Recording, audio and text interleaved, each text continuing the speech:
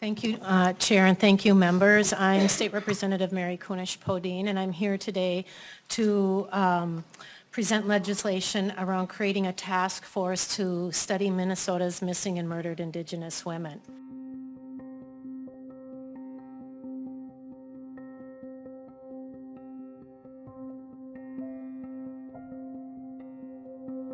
We want to be able to give them an opportunity to be heard and to ask for recognition, and then to ask for help in finding ways to end this whole tragic situation. So this creates a task force to address the violence against Indigenous women, and it defines the standards and requirements for this task force.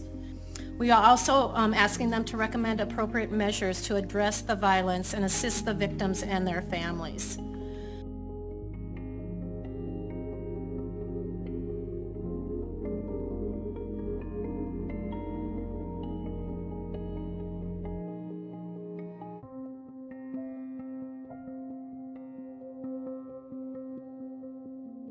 July 2005, my younger sister was arrested. They released her from the jail, and she never made it back to Minneapolis. They basically told me, I have more important things to do. I have children to find. Call me when she returns home. I just wish that whoever's out there knows where she is. If they would bring her back, let her call, talk, or send something to let us know that she's okay, wherever she is. We're waiting for her.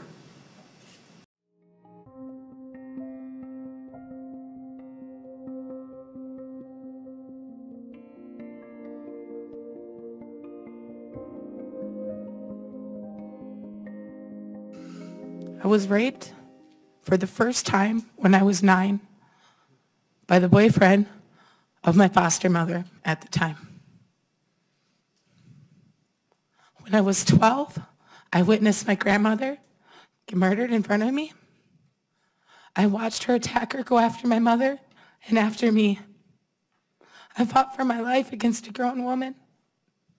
I have the scars on my hands today. When I was 20, I was kidnapped. I was taken over 60 miles away from my home. I was held, and I was raped. I got away, though.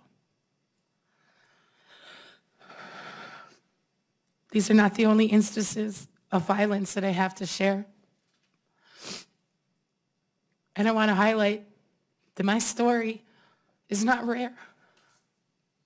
I implore you, please. Our community deserves healing. These women deserve justice. Thank you. An untold number of Native American women have vanished or worse, been killed. It's been a decades-long struggle to know just how many. 84% of Native American females will experience violence. That's according to the CDC, and it's likely that number is actually underreported because there has not been a reliable database for tracking until now. The formation of a historic new task force will improve that. She's heard from other survivors whose cases got lost in a confusing web of jurisdictional conflict between tribal, federal, and local police. The kind of incidents that put Minnesota on a top 10 list of states with the highest number of unsolved murders or disappearances. Members, we are here because we're problem solvers. We are here to solve the problems in healthcare and in education, agriculture, transportation.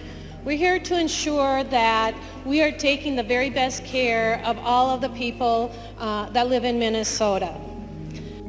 But unfortunately, for so many of our Native American women, they're working really hard to stay alive by the time they reach their early 30s.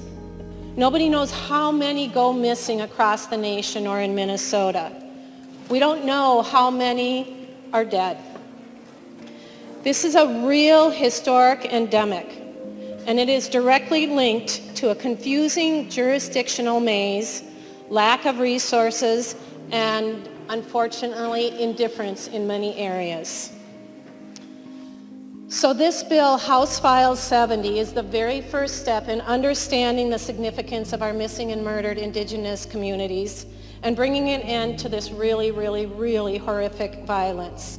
We don't want any more Native American families to worry and wonder if their loved ones will return home when they walk out the door. So members, I'm asking you to be problem solvers. I'm asking you to join me, and I know many of you had. I'm asking you to vote green.